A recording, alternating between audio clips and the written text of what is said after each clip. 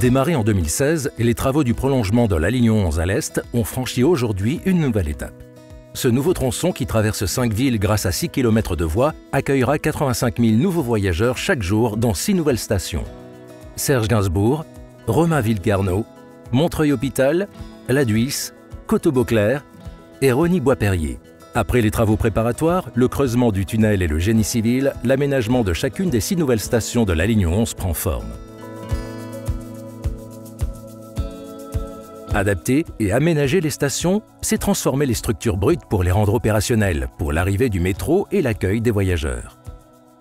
Pour réussir ce défi, de nombreux corps de métier interviennent dans l'aménagement des espaces et l'installation des équipements nécessaires. Pour commencer, les murs, les cloisons, les plafonds sont construits pour séparer les espaces techniques des espaces voyageurs. C'est ce qu'on appelle le cloisonnement des espaces. Les portes, les fenêtres, les garde-corps et les façades sont par la suite ajoutés. Les réseaux d'électricité, d'eau, de ventilation sont mis en place pour alimenter la station, tout comme les systèmes de communication, câbles, antennes relais, réseaux secours ou encore réseaux mobiles. Reste à ajouter les équipements de sécurité comme les détecteurs de fumée et la vidéosurveillance. Toutes les stations sont accessibles aux personnes à mobilité réduite avec l'installation d'escaliers mécaniques ou d'ascenseurs. Une fois ces éléments réalisés, les peintures, les carrelages et la pose des lumières permettent d'habiller la gare. L'aménagement prend fin avec l'installation des équipements pour accueillir les voyageurs tels que le mobilier, les lignes de contrôle, les distributeurs automatiques de titres de transport, les écrans d'information et le comptoir d'information. Au sein des stations, la création des locaux techniques et des locaux d'exploitation, invisibles du voyageur, représente près de la moitié du volume total de la station. Espaces dédiés aux agents d'exploitation et espaces techniques, dont les ventilations, armoires électriques, armoires dédiées aux systèmes informatiques et électroniques, autant d'éléments indispensables pour l'alimentation et le fonctionnement du métro sur toute la ligne.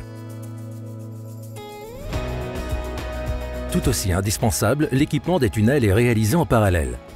Cela concerne dans un premier temps la pose des voies. Un rail de traction est aussi installé pour alimenter en énergie électrique les rames du métro.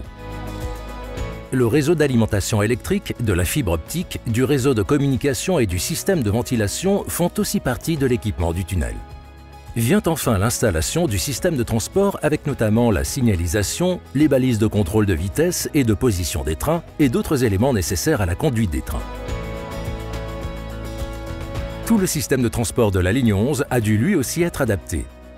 En effet, particularité du projet, les nouveaux métros MP14 feront leur apparition dès 2023 sur la ligne existante, avant même la finalisation du prolongement. Toutes les stations existantes ont fait l'objet d'importants travaux de modernisation et d'adaptation des quais aux dimensions du nouveau matériel roulant. Ce prolongement unique à l'est de Paris est d'une envergure exceptionnelle.